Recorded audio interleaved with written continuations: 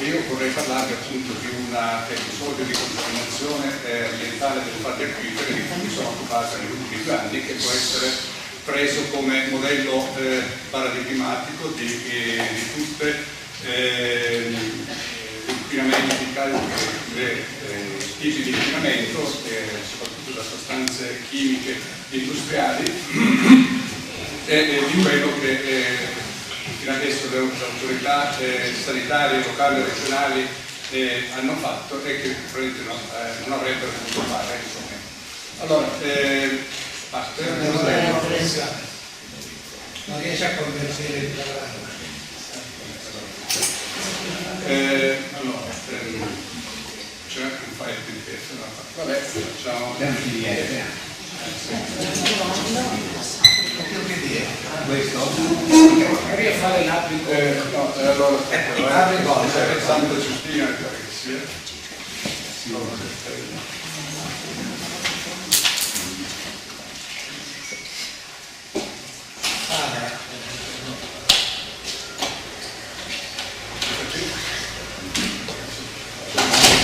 Santa Giustina. No,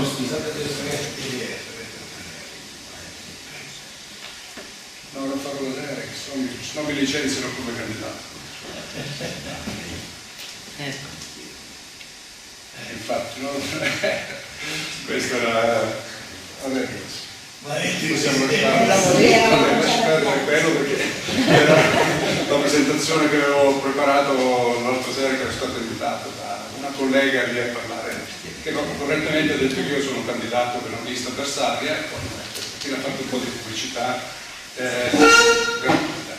Quindi questa è un'immagine, diciamo, presa dal satellite di un'elaborazione dell'inquinamento. Vedete come la pianura padana sia fra le zone più inquinate del mondo, quelle più colorate avanti, che appunto che l'area, questa invece è la cosiddetta zonizzazione, cioè la suddivisione del Veneto, dei comuni del Veneto in zone a seconda della concentrazione dei particolati di PM10. Anche qui le zone più colorate corrispondono a quelle maggiormente inquinate.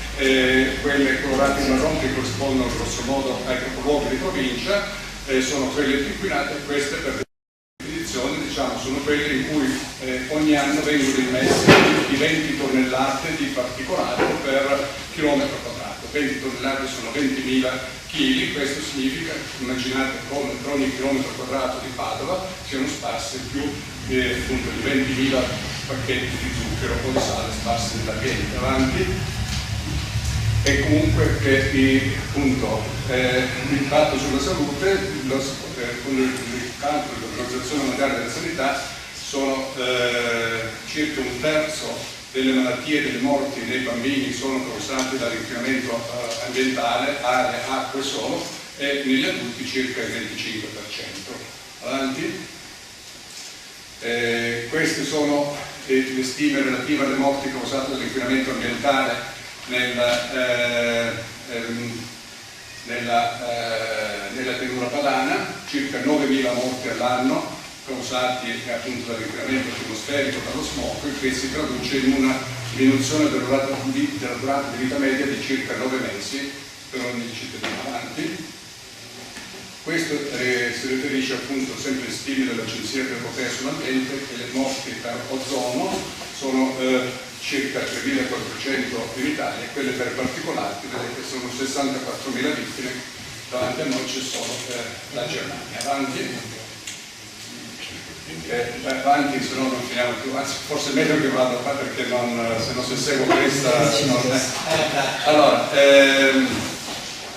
quindi diciamo sì, l'inquinamento atmosferico, la fonte principale di inquinamento atmosferico sono i trasporti che vengono qui. Questo significa che qualsiasi candidato al governo della cosa pubblica deve proporsi di rivoluzionare il sistema di trasporti, favorendo il trasporto pubblico innanzitutto, e soprattutto cercando di ridurre il più possibile il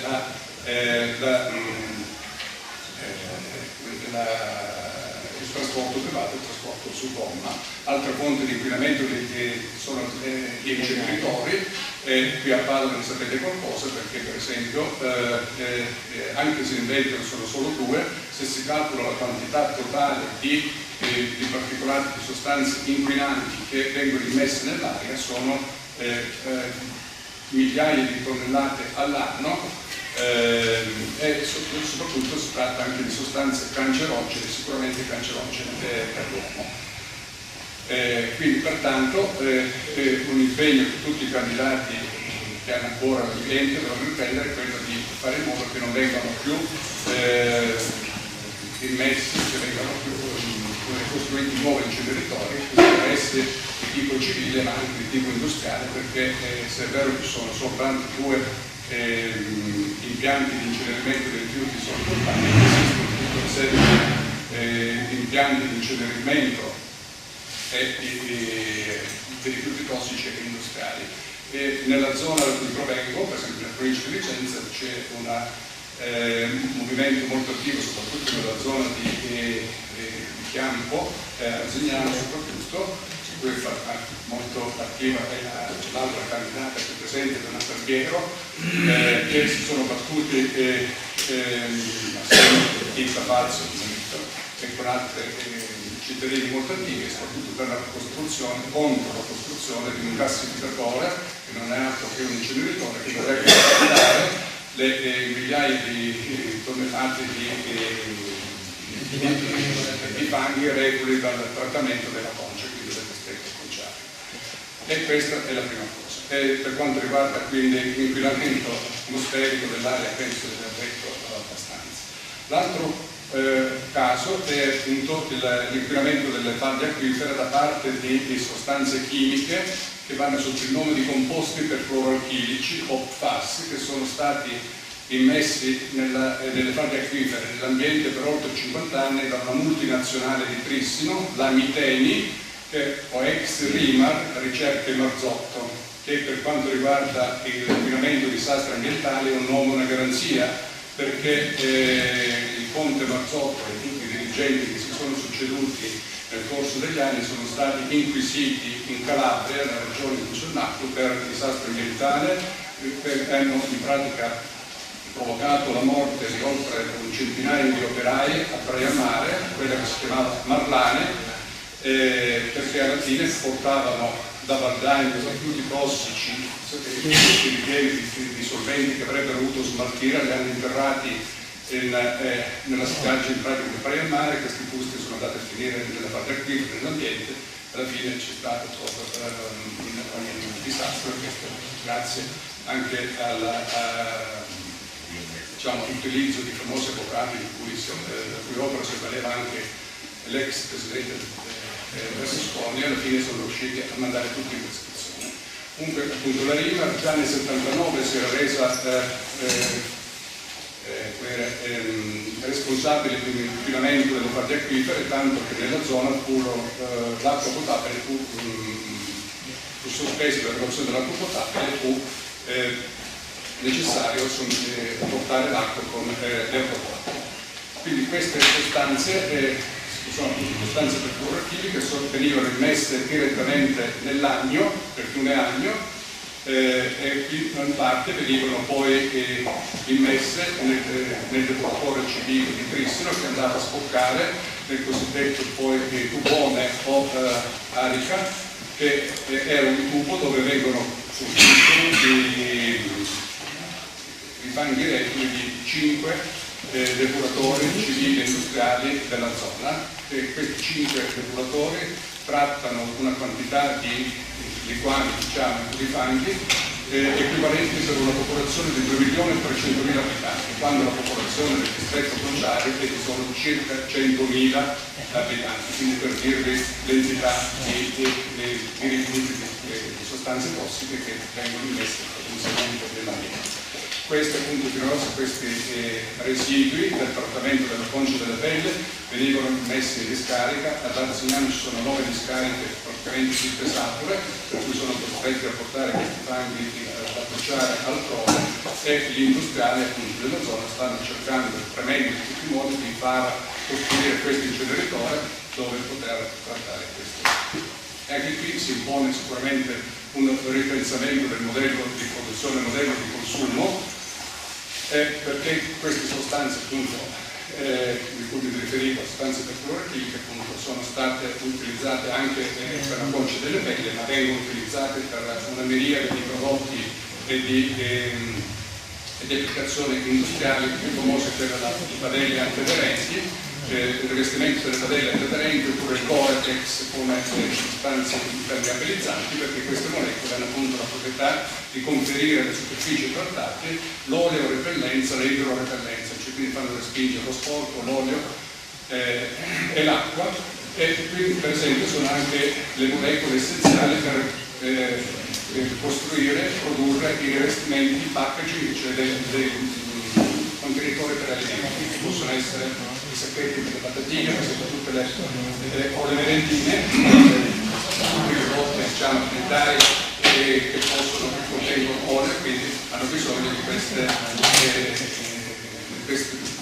packaging che non assorbano olio, eccetera.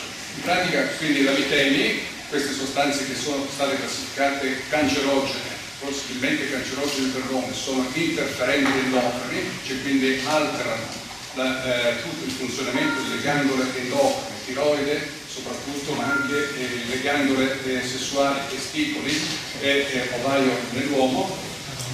Diciamo, queste appunto sono state messe per 50 anni, alla fine sono penetrate nella falda acquifera e sono state ritrovate finora nelle acque potabili, quindi nella rete idrica di almeno 29 comuni di 3 province del Veneto, per un'estensione di un'area di 180 km² e con una popolazione potenzialmente esposta di almeno 350.000 persone. In un caso simile, famoso, il caso della DuPont negli Stati Uniti, furono contaminate 70.000 persone.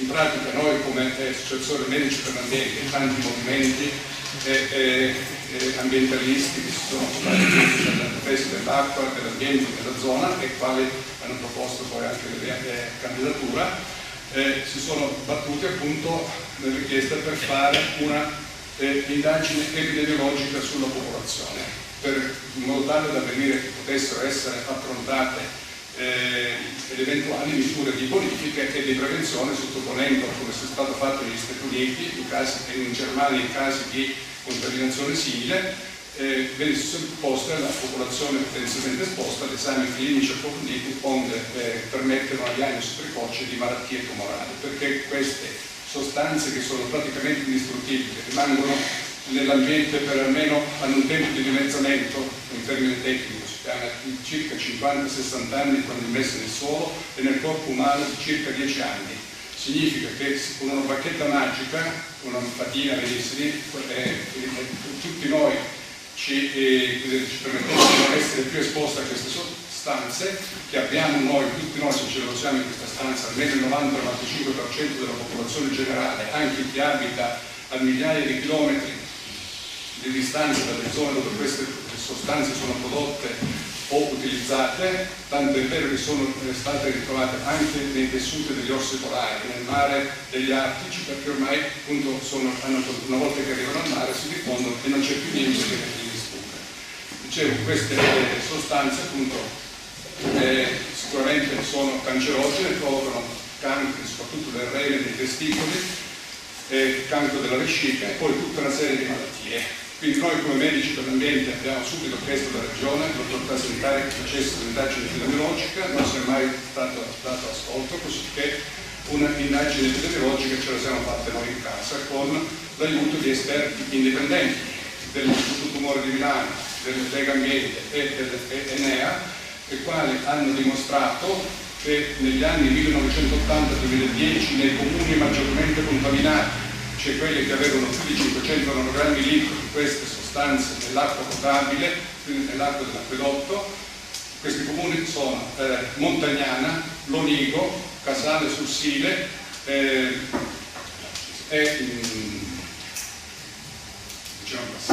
Salerno. No, Cosa? Quindi si dimostra che c'è un eccesso di mortalità per diabete, infarto, eccetera, oltre che per certi tipi di tumore. Allora il problema fondamentale è questo, che noi abbiamo necessità di avere i dati relativi alle concentrazioni di queste sostanze nell'acqua potabile e le amministrazioni non ce le vogliono dare. Allora con fatica continuiamo a procedere in questo studio epidemiologico retrospettivo di mortalità e adesso sono arrivato ad esaminare 11 comuni di quelli che l'altro dice sono più contaminati e si conferma, anzi si rafforza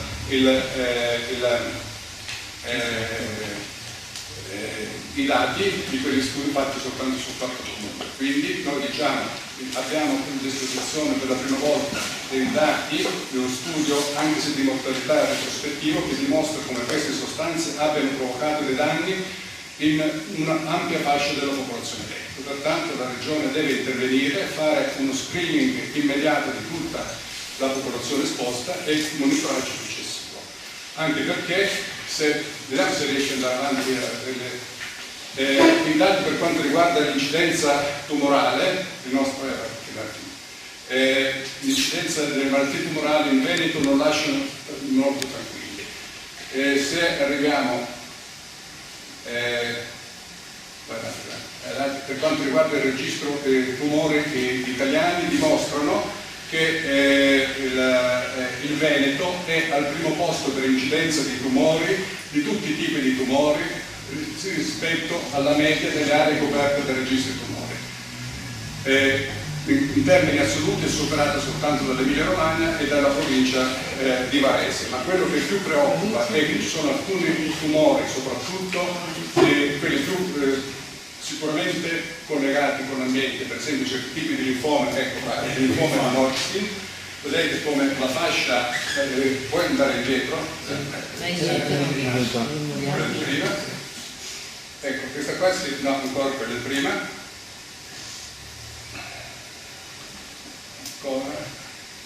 Ecco. Questo si riferisce appunto ai dati dell'ACTUM, Associazione Italiana Registri Tumori Italiani, che tutti voi potete sul sito potete consultare, voi sono dati libero accesso, potete costruire e fare tutti i giochetti che volete.